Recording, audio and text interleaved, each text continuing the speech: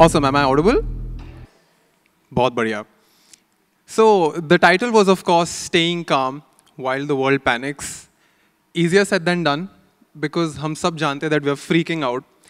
Ever since Figma AI has been announced, ever since we see all of these new tools by Diagram, any normal person would freak out because the first question is कि इसमें से कितना सारा काम है जिसको हम अपना specialization मानते थे. And now all of these tools are helping us eradicate all of that.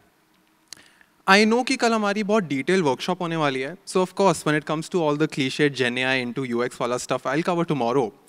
But I simply want to share 3 very important lessons that I've learned so far in my very short career. And in तीनों lessons को सुनाने के लिए I will share 3 stories, absolute true stories. और पहली story है Mackie का math exam. So the story starts from 2016. I had just joined my college, BTech in computer science. And हमारे कॉलेज में एक नए तरीके का एग्जाम शुरू हुआ which is called an open book test. Is there anyone who has ever given an open book test? A lot of you, amazing. So it would not take too much time, but to bring everybody on the same page, open book test ये बोलता है कि आप exam में अपने ही course की किताब लेके जा सकते हो. You can take any book you want. And जब हम सब स्टूडेंट्स ने सुना तो हमने बोला अब तो लॉटरी लग गई. क्योंकि अगर एग्जाम में बुक लेके जा सकते हैं then there is absolutely no barrier. We can just take the book and the solution. So all of us were very relaxed that we no longer need to work hard. What we'll do is we'll open up the book one night before the exam. फटाफट से सब कुछ mark करेंगे and sorted. So we went to the teachers. Teachers said K Indra is the book जिससे exam आएगा. हम book stall पे गए. बोला कि इंद्रा कितने की है? He said 4,000 rupees. हमने बोला 4,000 तो नहीं है. तो हमने बोला what would a smart person do? A smart person would buy the photocopy of the original book. तो फिर हमें पता चला कि ऑलरेडी एक ऐसी शॉप है जो पिछले 10 साल से फोटोकॉपीज बेच रही है. So we were like we are so smart. बाकी सब 4,000 खर्च कर रहे हैं, हमने 300 रुपीज़ में फोटोकॉपी खरीद ली. फिर रात को हम बैठे हैं acting like really smart kids and then Mackie comes into our room. Mackie बोलता है तुम्हें लगता है तुम बहुत स्मार्ट हो? हमने बोला हाँ. मैकी बोलता मैं तुमसे भी ज़्यादा स्मार्ट हूँ. तुमने 300 रुपीज़ का फोटोकॉपी खरीदा ना. I bought a photocopy from my senior and he actually bought it for 50 rupees. I got it for 80 rupees. So Mackie said कि you think you are very smart that you bought a latest photocopy. I have just got it from my senior. So we were very jealous. We were like Mackie why यार? तो हमसे भी ज़्यादा smart निकला. 1 week later the exam was happening. So Mackie comes up to me and says Ansh, your exam is in the first half. My exam is in the second half. Senior की मैं book लेके जा रहा हूँ, तू अपनी solution booklet they they. So Mackie said, I will not even buy the solution booklet. I will take the original book from my senior and carry Ansh's solution booklet to the exam. And we were so impressed. We were like, this guy knows all the shortcuts. So I go and give my exam. And of course, I had studied everything, the book and the solution booklet. So for me, cracking the exam was not a very big challenge. मैं Mackie से मिला. Mackie ने बोला solution booklet दे. मैंने दे दी और मैंने बोला मैंने इसमें मार्क भी कर दिया मैकी कि कौन सा क्वेश्चन इंपॉर्टेंट है, कौन से स्टेप्स में गलती होती है, तो देखो बहुत फायदा होगा. मैकी और कॉन्फिडेंट. एग्जाम शुरू हुआ. मैकी ने क्वेश्चन पेपर देखा, फटाफट से देखा पेज 73 में है. सीनियर की बुक खोली, क्वेश्चन नंबर 1 देखा, सोल्यूशन बुकलेट खोली, देखा ये तो मैच ही नहीं कर रहा.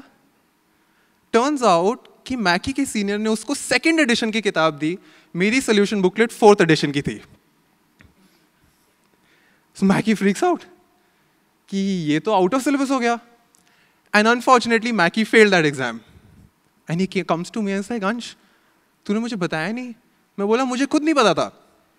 Now even though this scenario is very very simple, I quickly want to take a step back and show you the recent trend that we are having on social media. Social media पे a lot of content creators would say कि you don't have to study everything from scratch. You don't have to go through the hard work. Simply use some AI tools. Why are you learning things from scratch?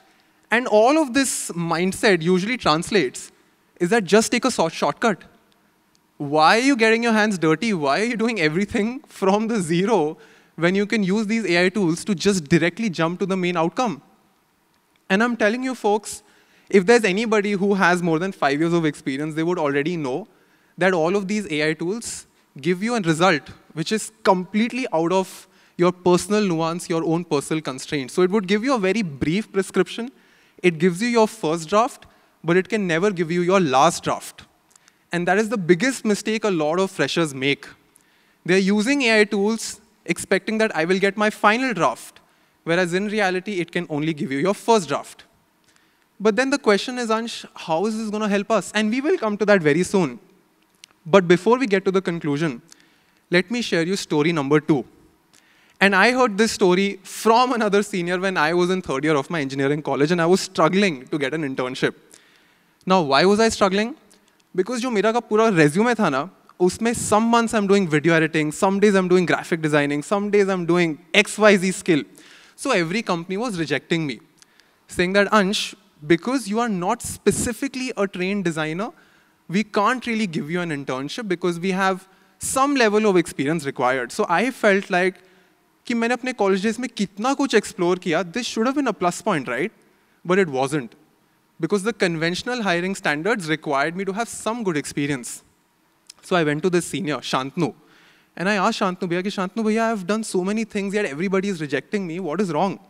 So Shantanu Bhaiya told me this karate champ story.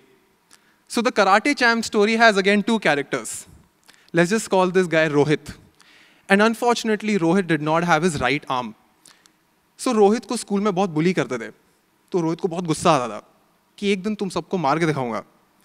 So one day Rohit was going back home and he sees this karate class happening and he feels very inspired. He's like, dude, अगर मैंने ये karate सीख लिया, then nobody would bully me. So he goes to the master. Let's call him Master Shifu, someone we're all aware of. Rohit says, Master Shifu, I will do whatever you say. मुझे बस karate सिखा दो. Master Shifu said, great. But तुम्हें पता है ना तुम्हारा right arm नहीं है? He's like, yeah, I'm pretty much aware. So उसकी ट्रेनिंग शुरू हो गई. 1 महीना हो गया, 2 महीने हो गए, and कुछ ज़्यादा exciting हुआ नहीं. So Rohit was like, sir, where is like the karate chop and all of those things? And Master Shifu kept asking him to practice this one specific move again and again. And I know a lot of you would have heard that Bruce Lee quote that मुझे उस 1000 move से डर नहीं लगता जो तुमने एक बारी प्रैक्टिस किया है, उस एक मूव से डर लगता है जो तुमने 1000 बारी प्रैक्टिस किया है. ये कहानी इस क्लीशे मॉडल पे नहीं है. The story gets better. अब हुआ क्या कि 5-6 महीने बीत गए और एक कंपटीशन अनाउंस हुआ. तो Rohit got very excited. Rohit ने बोला, मास्टर शिफू, ये कंपटीशन हो रहा है, इसमें अगर मैं जीत गया, nobody will bully me, so I want to win this. Master Shifu ने बोला, just blindly do what I'm saying. You allocate your entire practice into 70-30. 70% you keep practicing the same move again and again. He's like, fine. And बाकी के भी जो लोग थे ना उसकी क्लास में, they were also practicing the same move because obviously if you're seeing Rohit do the same move again and again, तो क्लास में बात फैल गई कि भाई रोहित तो यही मूव किए जा रहा है और मास्टर शिफू कह रहे हैं यही है रास्ता जीतने का, तो हम सब भी सेम ही चीज़ करते हैं. अब चैंपियनशिप शुरू हुई और पता चला कि लेवल 1 में भी रोहित जीत गया, लेवल 2 में भी रोहित जीत गया, पूरा का पूरा चैंपियनशिप ही रोहित जीत गया. तो सब बहुत शॉक हो गए. सब ने बोला कि भाई हम तो डिट्टो वही कॉपी कर रहे थे जो रोहित कर रहा था, तो रोहित क्यों बार बार जीत रहा है.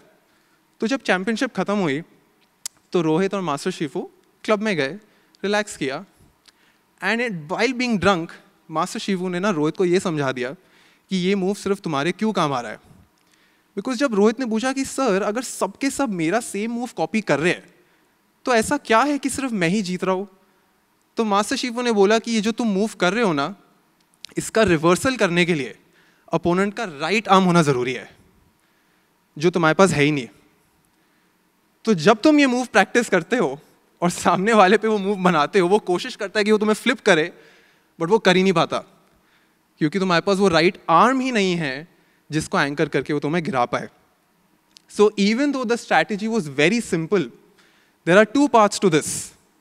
Number 1, the coach was able to find a weakness, the so-called weakness, and reframe it as a strength. Second, every other contender in the game thought that I can blindly follow the same strategy and still win. but they couldn't understand that जिसकी जो weakness strength बन सकती है वो ज़रूरी नहीं कि आप भी same चीज़ पे apply करके जीत जाओ. Moral of the story: find out what you are naturally good at. There's a huge chance that some of your weaknesses can become your strengths. Now we're almost there. 3 में से 2 stories हो गई है. But आखिरी story का जो moral है, that has personally helped me make the maximum amount of money in life. And this story is called Natasha's Free Tattoo. Now Natasha was a friend of mine. This is in 2017.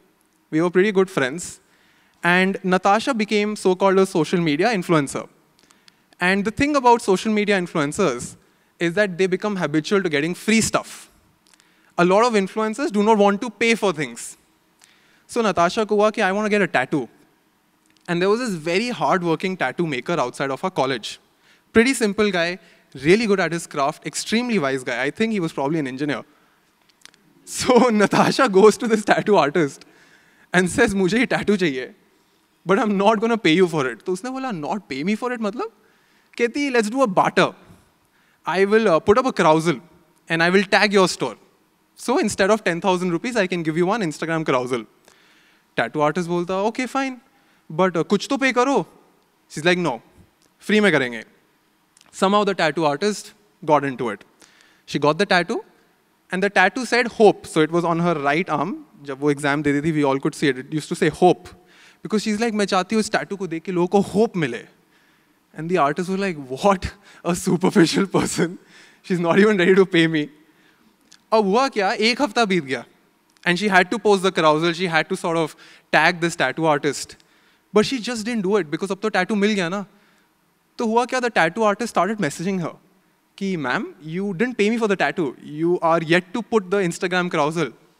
She's like, "हाँ, exam है, ये है, वो है. Let me do it in a few days." And we were like, "Natasha, ऐसे पंगे मत ले, because already you have got the tattoo for free, and he's a very hard-working artist, so like don't mess up with him." तो बोला, "हाँ, ठीक है, देखते हैं." 1 महीना हो गया और धीरे-धीरे ना टैटू का इंक निकलने लग गया. अब हम नोटिस कर रहे हैं कि इंक तो निकल रहा है, बट एक बहुत स्पेसिफिक तरीके से इंक निकल रहा है, क्योंकि इन 4 कैरेक्टर्स में से सिर्फ एक लेटर था जिसका इंक निकलने लग गया, वो था letter P.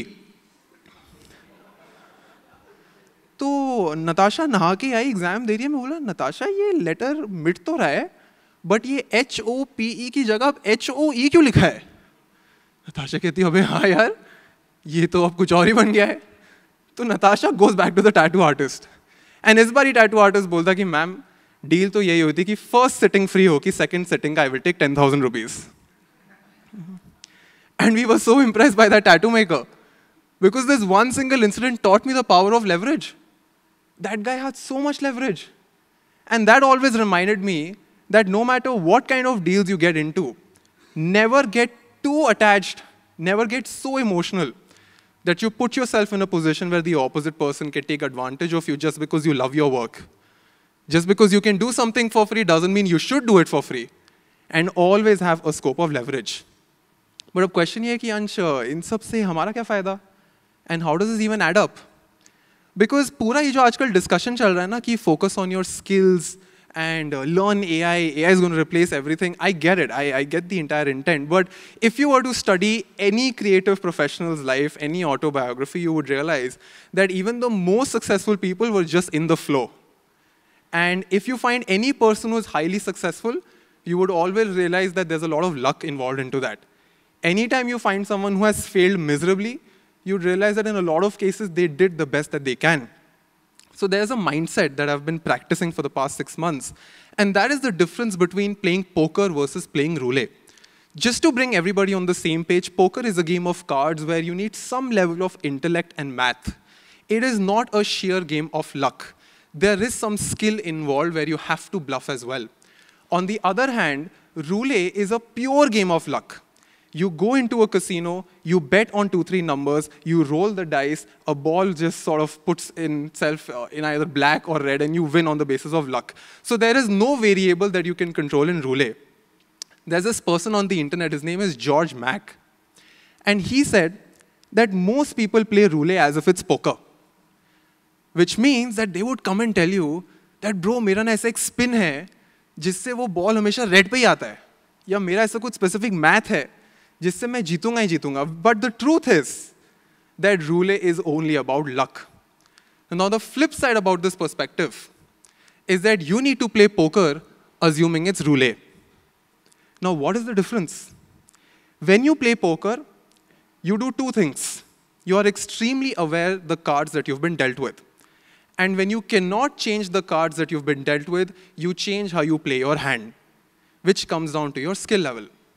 But then there's another side to it, that no matter how many cards you have, how much skill you have, the eventual outcome depends on how good are the other players. And when I say how good are the other players, it usually depends on their practice, their background, their mindset. Nobody starts from the same starting point. So you can compare yourself. You can compare where I was 3 years ago and today, but you cannot compare yourself with somebody else. Because in reality, everybody has a different starting point. So just to summarize all the lessons, lesson number 1, instead of getting too anxious about learning Gen AI and sort of replacing all of your hard work, please double down on learning your first principles without AI. Even if I give you a book, a solution booklet, जिस दिन आप exam पे जाओ कि जिस दिन इम्तिहान होगा, जिस इंसान ने एक्चुअली में स्टडी नहीं किया होगा वो ऑटोमेटिकली फिल्टर आउट हो जाएगा. That is the core nature of any इम्तिहान. So you need to make sure that you study your first principles, and of course we all will evolve.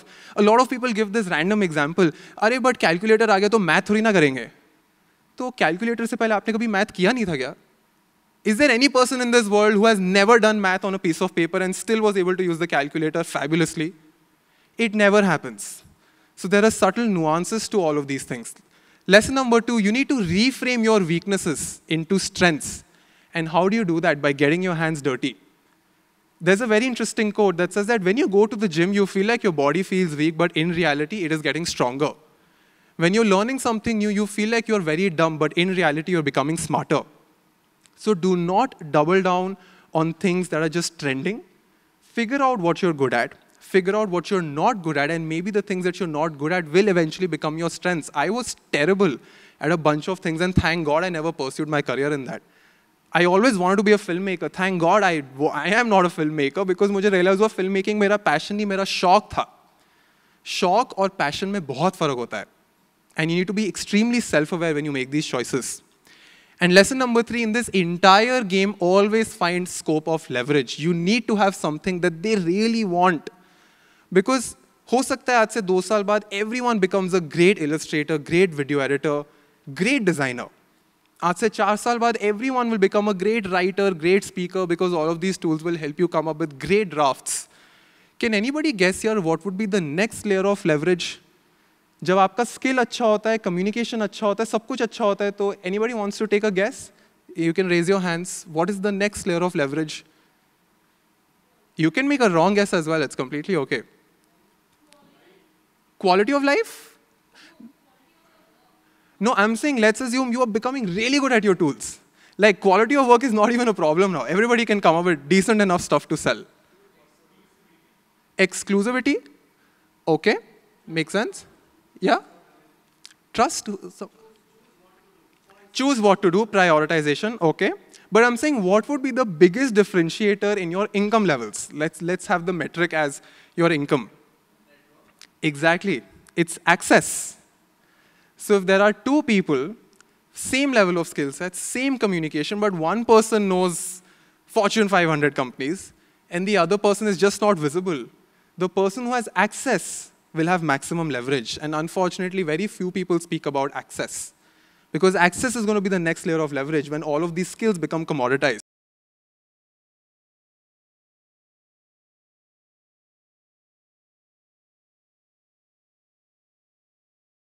Playing poker, and you need to assume that it's a game of roulette. Because in the end, no matter what people say, there are so many variables that are out of your control that truly define if you win or not. So all we can do is stay positive and work hard. But Ansh, अब करे क्या? ज्ञान तो तुमने दे दिया. तो what do we do next? And वो what do we do next का आंसर थोड़ा सा लंबा है, जिसके लिए मुझे टाइम चाहिए, and that is why we are hosting a workshop tomorrow at 9:30 a.m. as well. In fact, I also run a YouTube channel where I educate people about the basics of design and basics of design systems and basics of thinking. I do not know too much of advanced topics, so I'm just teaching what I know. And in fact, on Sunday, we are releasing a video on how the announcements of Figma AI will essentially just disrupt the way we design in general. In fact, if we can just have that clip as well, let me show you the trailer. It's going to release on Sunday, 12 p.m. So let me just give you a glimpse of how we are producing content for the Indian audience. So if we can just play that video, I think we'll have to dim the lights. But here is where most people ask me that, Ansh, I'm already struggling in my career. I just spent 1.5 lakh rupees on a UX bootcamp. I've made my 3 case studies and I've been cold emailing everyone. But even then, I'm not getting a good enough job. The job market is already so bad, and now you're saying that with AI, most of what I've learned last year is going to get outdated. So what do I even do?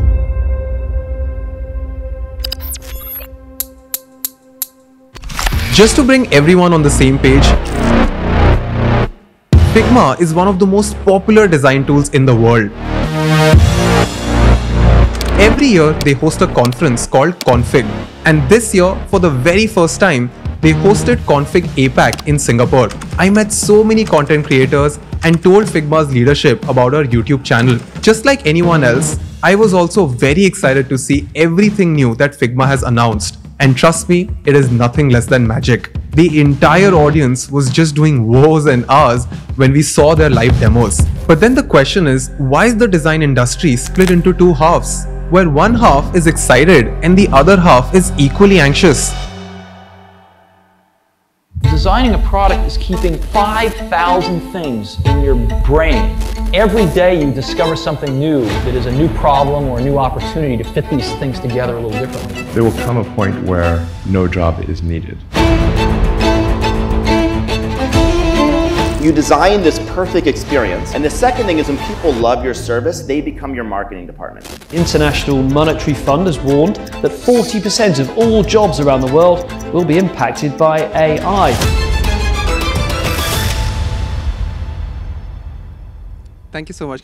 So yes, the entire detailed answer of what exactly do we need to do, how exactly do these AI tools even fit in your workflow, how do you use it for your first draft and not your last draft, and how do you decide what only AI can do but also what AI cannot do. You need to have a very proper clarity on what it cannot do to get clear leverage. So those answers will be covered tomorrow 9:30. This QR code will lead you to our YouTube channel where we regularly make extremely detailed videos on how you can learn about UX and AI. And yes, thank you so much. With that, we wrap up day 1 of UX Lighthouse, and I'll see you tomorrow. Thank you so much, folks.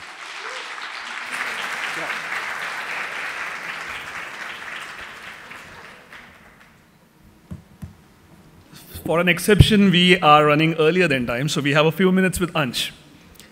Ansh, we have some questions that we can take from the audience. My question to you is, you mentioned 3 friends. Who was your best friend and who was your worst enemy amongst those 3? Thankfully, on koi bhi teenon mein se itna close friend tha nahi. So I was just like observing. I've spent a lot of my college life just observing other people. So yeah. So the stage is open for questions. Quick raise of hands and we'll roll out the mic there, please. We have a question at the very end. I think it's by Kevin. Hey, Ansh, can you guys hear me? Yeah. Yeah. So, you know, Sam Altman spoke about how there'll be like 1-person billion-dollar companies. Yes. And tomorrow, I'm also hosting a workshop, and whenever somebody asks me how do I differentiate, I say, pick a niche, pick one thing. But I wonder, will specializations make sense when all your craft will be generative, right? When somebody who's making the best version of AI is saying one person can do anything as long as they have a thought. I wonder if it makes sense for people to double down on their craft or something else altogether. So let's make sure everybody is on the same page. So Sam said this in an interview where there was a lot of pre-context. And the discussion was that how would services change? So he just in a quick flow, just koi bol deta hai na flow mein, that soon we'll have 1-person million-dollar companies. And of course, it is so important for us to understand that these statements are usually not to be taken literally. And these are just to make headlines. Like they're designed in that way so that, you know, we get a good headline. So when that person says we'll have a 1-person million-dollar agency, it doesn't mean that there's literally one person sitting on the computer and doing all of the tasks. It usually means that we will now move to a point where we will not need a team of 100 people and teams will become leaner. Now, when teams become leaner, there are two things that happen. Hiring goes down. But on the other hand, the possibility of opening new companies just becomes easier. So let's assume if I were applying for a job and if I'm not getting any jobs, what would be my second alternative? To freelance. Once I become really good at freelancing, what would be my next level? To probably have one more person just like me and do those services for a bunch of more people. So I understand the intent that, yeah, one person will have $1 million company, but it's not going to be literally like one person. I think he means that you lean it down to like fewer number of people. I would recommend everyone to watch interviews of Notion's CEO. So Notion is a tool where you can document a lot of things, and in Notion they have this culture where they are regularly teaching developers how to design and designers how to code. Then they're teaching PMs basics of code. So like the lines are getting blurry, and Notion has this very strong philosophy of keeping less people in their team. But that doesn't mean that we can't have more companies like Notion. So when you say that should we have people who are extremely specialized or should people become generalists, I really like what Sir said about a V-shaped designer. I used to say like a T-shaped designer. Like I would call myself a T-shaped designer because I have one field of expertise and then I was exploring different complementary fields.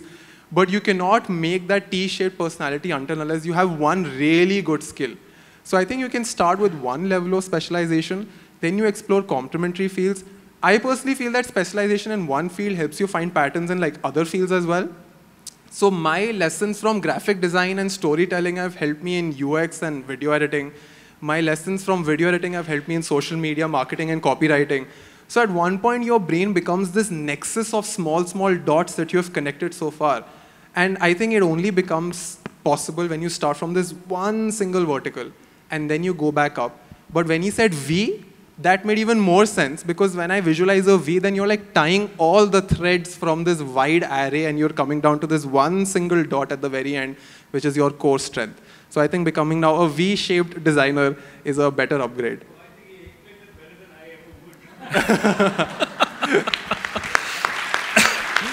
Thank you. Yeah, there's one hand I can see over there. Hello. So since you're in design education, I had a question related to that. So it's easier to learn and to teach tools such as Figma and any other, but actually teaching the creative thinking behind it, teaching the design thinking is difficult. So I would like for you to let me know what are the practices that one can do as a designer to improve these abstract or more difficult to define skills. So just to correct it, I am not even a design teacher. I'm a YouTuber, and sometimes I talk about design because I'm fond of design. A lot of people feel that Ansh is a designer as well. I've just had like 4 to 5 years of design experience, and then I shifted. And when I tell someone to learn this subject, I say that, dude, you need to split your time into 70-30 when you're starting out, where 70 should be the tool and 30% should be the subject. Then once you graduate learning the tools, then you go 50-50. 50% on the tool, 50% on the subject. And then eventually, as you evolve, you should just spend 10% of your time learning tools and 90% of the time learning the subject. Now, why do I say this? Because when you're very young and excited, you have so many crazy ideas, but you do not have the right tactical knowledge to implement those ideas. And when you are young, in most cases, you don't have a wife or a husband or like responsibilities. Like you just have a lot of free time in general. And learning a lot of tools is just possible. Like if I were to tell someone at the age of 40 that, learn Figma AI in like 5 days, it's just impossible. So you gain that leverage, learn all the tools, and then eventually what I have realized that it takes at least 8 to 9 years to become good at something. So if somebody asks me, Ansh, how do I become a UX designer in 2 years? There's no answer. Like you can't grow a mango tree in like 1 year. It's just impossible. But people are not ready to wait for 8 to 9 years. Because of social media, we want everything quickly, right? So, and I would recommend people to listen to this podcast called Business Movers. Business Movers is the podcast. It is an incredible show that tells us about all of these big brands and companies. And when I hear that show would casually say something like, and it took them 2 years to go from here to there. And I'm like, it took them 2 years to go from just this to this? And here I am getting impatient because results are not coming in 12 months. So you can obviously imagine the time it takes, the practice it takes. Another part is I don't think you can become good unless you've actually built something. So my recommendation to a lot of designers is that just join a good VC-backed startup. I do not recommend people to join public limited companies at the start of their career. You should join a private limited company, go all in. Just go all in. Like, I would recommend you to do more than what you're paid for. Quickly learn for 5 to 6 years, and then you can go to a public limited company and get like a really high salary. In a lot of cases, juniors want to optimize for high salary, and that high salary is usually between 1.5 to 2 lakhs. But the cost of that 1.5 to 2 lakhs is so massive that 5 years go by, you get hooked to the salary because your lifestyle expands. You get hooked to that brand value because a lot of your personality is just about you being at Swiggy or Google or Cred. And then after 5 years, you just have this existential crisis that if I leave this big brand now, why would people respect me? But when you're young, the stakes are so low. You can work at any Jantu startup and just, like work your ass off and nobody would care because you're so young, right? So I think that is the easiest formula.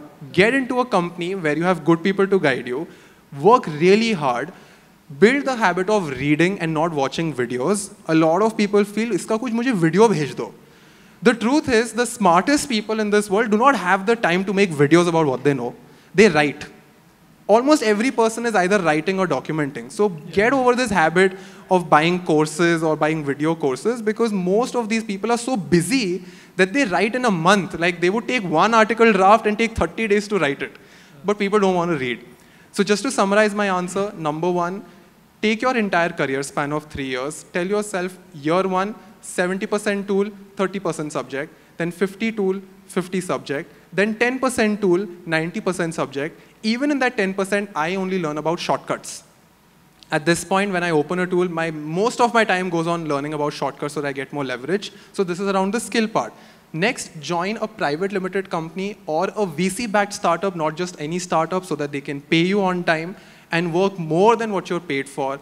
And eventually, in a span of 6 to 7 years, it'll happen. But yeah, I don't have a magic pill answer for like success in 2 years, if that is what you're looking for. Yeah.